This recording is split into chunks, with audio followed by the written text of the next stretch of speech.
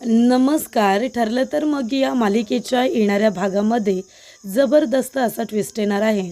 तर इथे अर्जुनने आता चांगल्या पद्धतीने बेलवरती मधुभाऊंना सोडवलेलं असतं. त्याने जे जे काही पुरावे सादर केलेले असतात कोर्टामध्ये ते सगळे व्हॅलिड असतात. ते आता गृहीत धरले जातात आणि त्यामुळे इथे मधुभाऊंची जेलमधली राहणीमानी पाहता, त्यांचं वय पाहता त्यांना आता बेलवरती सोडण्याचे आदेश जज साहेबांनी दिलेले असतात आणि इथे मधुभाऊंचा जामीनसुद्धा त्यांनी आता इथे मंजूर केलेला असतो. त्यामुळे आता अर्जुनला खूप जास्त आनंद होतो. दिवाळीचा पहिला दिवस सायलीला आता खूप मोठं सरप्राईज अर्जुनने दिलेलं असतं. मधुभाऊ आता बेलवरती का होईना पण घरी आलेले असतात. मात्र इथे सायलीची दिवाळी अर्जुनने जेवढी आनंदी केलेली असते त्याचबरोबर साक्षी, महिपत, नागराज आणि त्याचबरोबर प्रिया या चौघांची दिवाळी खूपच जास्त वाईट केलेली असते. कारण आता या सगळ्यामध्ये जर एक जरी कुणी सापडला तरीसुद्धा चौघांचीही कारस्थानं लवकरात लवकर पुढे येतील ही भीती आता एकमेकांना वाटत असते. आणि आता प्रियाची कारस्थानंसुद्धा पुढे येतातच. जेव्हा इथे मधुभाऊ आता बेलवरती सुटून बाहेर आलेले असतात तेव्हा आता प्रियाची सगळी कारस्थानं बाहेर येतात आणि ती रविराज काकांपर्यंतसुद्धा पोहोचतात. आणि त्यामुळे इथे आता प्रिया ही कशी जेलमध्ये जाईल यासाठी सुद्धा अर्जुन आणि सायली दोघंजणं प्रयत्न करत असतात. तर आता प्रियाची कारस्थानं कशी काय पुढे येतात आणि मधुभाऊ बाहेर आल्यानंतर आता प्रियाचं कारस्थान कसं काय उघडं करतात हे बघणं खूपच जास्त रंजकदार होणार आहे. तर इथे मधुभाऊ आता प्रियाबद्दलची जी काही माहिती असते ती नव्याने रविराज काका आणि अर्जुन या दोघांनाही सांगतात. त्यामुळे प्रियाची कारस्थानं आता सगळ्यांच्या समोर आलेली असतात. हे सगळं कसं काय घडतं आणि प्रियाचा खरा चेहरा सगळ्यांच्या समोर कसा काय येतो आजच्या भागामध्ये सविस्तरपणे आपण बघूया. तर इथे अर्जुन आता मधुभाऊंना जेव्हा जेलमधून बाहेर काढण्यासाठी कोर्टामध्ये आर्ग्युमेंट करत असतो. कारण का जामिनावरती काही करून मधुभाऊंना दिवाळीच्या आधी अर्जुनला सोडवायचंच असतं. कारण सायलीला सरप्राईज द्यायचं असतं. तिचा विश्वास पुन्हा एकदा अर्जुनला संपादन करायचा असतो. आणि म्हणूनच इथे अर्जुन आता लवकरात लवकर मधुभाऊंना कसं सोडवता येईल यासाठी प्रयत्न करतो आणि ते प्रयत्न आता अगदी यशस्वीरित्या पार पडतात. मधुभाऊंना दिवाळीच्या आधीच बेल मिळते आणि इथे सायलीची दिवाळी हॅपी होते.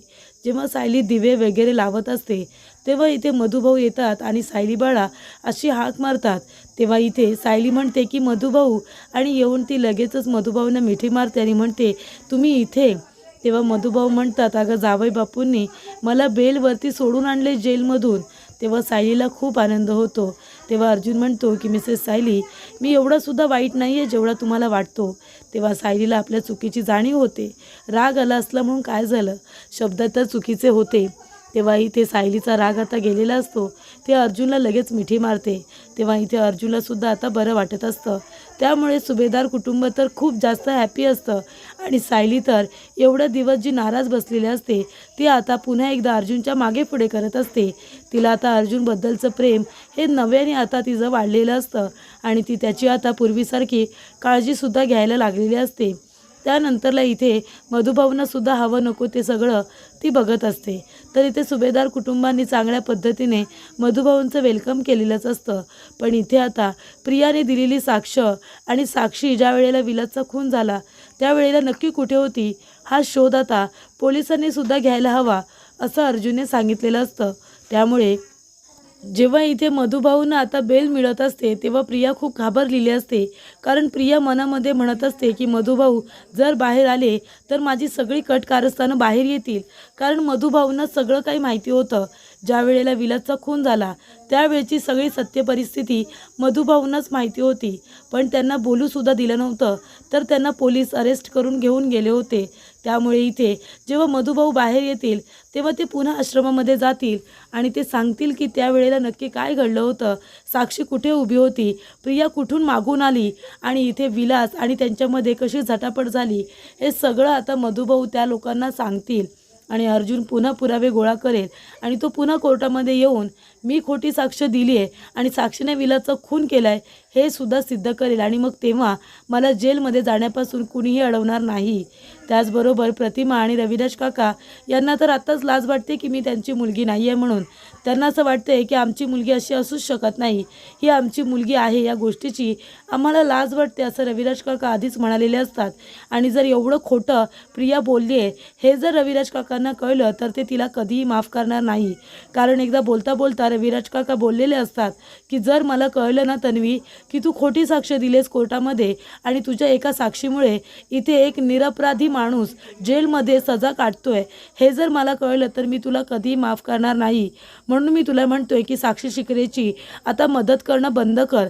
साक्षी शिकरेची आणि प्रियाची एवढी मैत्री कशी, म्हणजे ज्या मधुभाऊंनी तिला लहानाचं मोठं केलं त्या मधुभाऊंना तिने जेलमध्ये टाकलं आणि जी साक्षी शिकरे आणि महिपत शिकरे दोघंजण आश्रमाची जागा बळकावायला आली होती बंदुकीच्या जोरावरती आणि चाकूच्या जोरावरती, अशा मुलीला तू डिफेंड करतेस, तिच्या बाजूने बोलतेस आणि मधुभाऊंना तुझ्या एका साक्षीमुळे जेलमध्ये जावं लागतंय.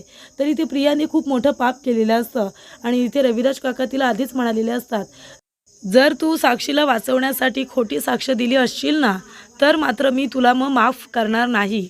कारण तू साक्ष दिली आहेस म्हणून मधुभाऊंना शिक्षा मिळाली आहे तुझ्या एका साक्षीमुळे.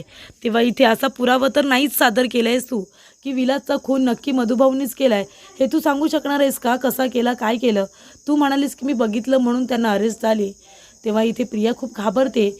ती म्हणते की मधुभाऊ आता नक्की सांगतील त्यावेळेला काय झालं होतं, आता मी काय करू? आणि आता मलासुद्धा साक्षी आणि तिच्या एका मूर्खपणामुळे मलासुद्धा शिक्षा भोगावी लागणार आहे. म्हणून प्रिया आधीच घाबरलेली असते. तेव्हा इथे रविराज काका तिला विचारतात की नक्की झाले तरी काय? कोर्टामधून आल्यापासून तू अशी का वागतेस? तेव्हा प्रियाला आता काय बोलावं काही कळत नसतं. कारण इथे प्रिया आश्रमामध्ये चोरी करायची, मधुभाऊंचे आणि साक्षीचे पैसे चोरायची, बॉक्समधले सगळ्यांनी साठवलेले पैसेसुद्धा चोरायची, त्यानंतरला श्रीमंत मुलं आणि मुली यांच्याबरोबर फ्रेंडशिप करायची आणि मग त्यांच्याकडून सुद्धा पैसे उकळायची. तर इथे प्रियाची कारस्थानं ही खूपच जास्त मोठी असतात. त्याचबरोबर आता जेव्हा महिपत आणि साक्षी आलेले असतात तेव्हा सगळ्यांच्या विरोधात जाऊन प्रिया एकटीच मुलगी अशी असते जी बोलत असते की हे आश्रम विका आणि त्यांच्याकडून खूप सारे पैसे घ्या. आणि तिने साक्षीबरोबर मैत्रीसुद्धा केली होती. हे सगळं आता बाहेर येईल. आणि सगळ्यात महत्त्वाचं म्हणजे मधुभाऊ बाहेर आल्यानंतर सायली हीच खरी तन्वी आहे हे सुद्धा सत्य सगळ्यांना कळेल. कारण जेव्हा प्रिया आश्रमातून बाहेर पडली होती तेव्हा तिने स्वतःचं गाठोडं आणि सायलीचं गाठोडं हे चोरलं होतं आणि दोन्ही गाठोडी तिने नष्ट केली होती, जेणेकरून सायली हीच खरी तन्वी आहे याचा पुरावा कुणालाही सापडायला नको आणि ती खरी प्रिया मधुकरच आहे हे सुद्धा कळायला नको. कारण इथे सायली जेव्हा आश्रमामध्ये आली होती तेव्हा ती 6 वर्षांची होती, खरी तन्वी ही 6 वर्षांची होती आणि जेव्हा प्रिया आश्रमामध्ये आली होती तेव्हा ती 4 वर्षांची होती. तेव्हा मधुभाऊ आता सगळ्यांना सांगतील की प्रियाच्या पायावरती जन्मखूनसुद्धा नाही आहे, सायलीच्या पायावरती जन्मखून आहे.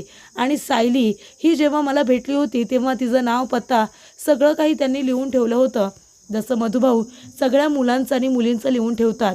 मग मधुभाऊ एकदा बाहेर आले की मग अर्जुन त्यांना बरोबरीने घेऊन असे पुरावे गोळा करतील की ते कोर्टामध्ये सादर केल्यानंतर इथे हे सिद्ध होईल की साक्षीने विलासचा खून केला आहे आणि हे सुद्धा सिद्ध होईल की मी इथे रविराज किल्लेदार यांची मुलगी तन्वी किल्लेदार नाही आहे, तर मी एक खोटारडी मुलगी आहे आणि त्यांची खरी मुलगी ही सायली आहे.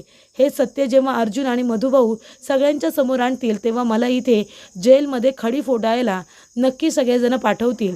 कारण हे सत्य मला माहिती असून देखील मी एक मुलगी असून देखील खूप वाईट आणि विचित्र काम केलं आहे. तर इथे सायलीला तिच्या खऱ्या आईवडिलांपासून मी दूर ठेवलेलं आहे. आणि एवढंच करून मी थांबले नाही, तर अर्जुन आणि सायलीलासुद्धा वेगळं करण्यासाठी मी खूप प्रयत्न केला. कारण का प्रियाला पैसा हवा होता आणि तिला अर्जुनबरोबर लग्न फक्त पैशांसाठी करायचं होतं, तिला सेटल व्हायचं होतं आणि म्हणून ती सायली अर्जुनला सातत्याने वेगळं करण्याचा प्रयत्न करत असते. त्यामुळे इथे आता मधुभाऊ एकदा का बाहेर आले की मग ते अर्जुनबरोबर पुरावे गोळा करतील, काय काय घडलं होतं, कसं घडलं होतं, तर इथे प्रिया कशी वागायची हे सगळं आता मधुभाऊ सगळ्यांना सांगतील. आणि मधुभाऊ इतके चांगले आहेत की सगळेजण त्यांच्या बोलण्यावरती विश्वाससुद्धा ठेवतील. तेव्हा इथे आता प्रियाची पापं ही आता खूपच जास्त वाढलेली असतात आणि तिला तिच्या पापाची शिक्षा देण्यासाठी आता अर्जुन, सायली आणि मधुभाऊसुद्धा हे एकत्र आलेले असतात. तेव्हा आता लवकरात लवकर पुरावे गोळा करून ते कोर्टामध्ये सादर करून इथे साक्षी ही खरी गुन्हेगार आहे आणि तिला मदत करून प्रियासुद्धा खूप मोठी गुन्हेगार झालेली असते, खूप मोठी तिच्या गुन्ह्यामध्ये वाटेकरी असते, त्यामुळे इथे प्रियालासुद्धा कसं खाडी फोडायला पाठवता येईल याकडे सुद्धा आता अर्जुन लक्ष देत असतो. आणि मधुभाऊ बाहेर आल्यानंतर थोडे दिवस गेल्यानंतर जे काही घडलं होतं, विलासचा खून नक्की कसा झाला, मधुभाऊ कधी घरी आले होते, त्यांच्या डोक्यामध्ये कुणी मारलं, हे सगळं आता मधुभाऊ अर्जुनला सांगत असतात. आणि त्यामुळे इथे लवकरात लवकर सगळे पुरावे गोळा करून इथे अर्जुन आता कोर्टामध्ये सादर करणार असतो. तेव्हा इथे अर्जुन म्हणत असतो, मी तुम्हाला काय वाटतं मधुभाऊ, म्हणजे ही जी तन्वी किल्लेदार म्हणून सगळीकडे वावरते जी प्रिया, ती खरोखर तन्वी किल्लेदार आहे का? तेव्हा जेव्हा ती सिनियरला भेटली, तिने तिच्या पायावरची जन्मखूण दाखवली आणि एक फोटो दाखवला. तर इथे प्रियाच्या पायावरती लहानपणी कुठली जन्मखूण तुम्ही बघितलीत का? तेव्हा इथे मधुभाऊ म्हणतात की अजिबात नाही, म्हणजे जेव्हा मी प्रियाला पहिल्यांदा बघितली तेव्हा ती 4 वर्षांची होती आणि तिच्या पायावरती किंवा कुठेच असे जन्मखूण किंवा काही दुसरं नव्हतं जी निशाणी लहानपणापासूनची असेल. तर इथे मधुभाऊ म्हणतात की सायलीच्या पायावरती लहानपणापासून जन्मखूण आहे, ती सुद्धा तुळशीपत्राची. तेव्हा इथे अर्जुन विचारतो, कुणाच्या? सायलीच्या पायावरती तुळशीपत्राची खूण आहे? तेव्हा मधुभाऊ म्हणतात, हो, तुम्ही अजून बघितली नाहीत का? सायलीच्या उजव्या पायावरती तुळशीपत्राची खूण आहे, ती सुद्धा जन्मखूण. तेव्हा इथे आता खूपच जास्त अर्जुनला आश्चर्य वाटतं. तो म्हणतो की जी खूण तन्वीच्या पायावरती हवी, म्हणजे प्रियाच्या, ती खूण सायलीच्या पायावरती आहे. तेव्हा अर्जुन म्हणतो, पण मी तर आता बघितली, तिच्यासुद्धा पायावरती जन्मखूण आहे. तेव्हा सायली म्हणते, नाही सर, म्हणजे प्रियाच्या पायावरती लहानपणापासून तर कुठलीही खूण नव्हती, आताही नव्हती, मग आता लगेच कुठून आली? तेव्हा इथे अर्जुनला संशय येतो, कदाचित खोटी जन्मखूण ही प्रिया तयार करू शकते, एवढी तर ती चालाक नक्कीच आहे. तेव्हा इथे मधुभाऊ म्हणतात की जावई बापू, तुम्हाला एक महत्त्वाची गोष्ट सांगू का? म्हणजे जेव्हा माझ्याकडे आश्रमामध्ये जी लहान मुले येतात ना, ती लोक आल्या मी एका रजिस्टरमध्ये त्यांची सगळी माहिती लिहितो. म्हणजे त्या मुलाचं किंवा त्या मुलीचं वय, त्याचं नाव, त्याचबरोबर येताना आणलेल्या काही आठवणी, मग त्या आठवणी काय काय आहेत त्यासुद्धा मी त्यांच्या नावाखाली लिहून ठेवत असतो. त्यांनी घातलेले कपडे ते सुद्धा मी जपून ठेवत असतो. त्यामुळे जेव्हा सायली मला भेटली होती, ती 6 वर्षांची होती. त्याचबरोबर तिच्या अंगावरती खूप छान असे कपडे होते, तेच कपडे जे अर्जुनच्या वाढदिवसाला सायलीने घातलेले असतात. आणि तिने जे काही हातामध्ये तिच्या खेळणं असतं किंवा पायामध्ये पैंजण असतात, तिच्या पायावरती असलेली तुळशीपत्राची खूण असू दे, तिच्याकडे एक लहानपणीचा तिच्या पर्समध्ये असणारा फोटो असू दे, तर तो फोटो खूपच जास्त छोटा असल्यामुळे मधुभाऊ जेव्हा सायली त्यांना भेटते तिचा एक फोटो काढतात, जेणेकरून जर कुणी तिला शोधत आलं तर तो फोटो दाखवून ते म्हणू शकतात की हां, ही सायली आहे किंवा ही प्रिया आहे. असे फोटोसुद्धा मधुभाऊने त्यांचे लहानपणीचे काढून ठेवलेले असतात. आता ते रजिस्टर जेव्हा सापडतं तेव्हा इथे मधुभाऊ सांगतात की हे बघा, जेव्हा प्रिया आली होती माझ्याकडे ती 4 वर्षांची होती, हा तिचा फोटो आहे, तिने शाळेचे कपडे घातले होते, तिच्या गळ्यामध्ये तिचं ID होतं.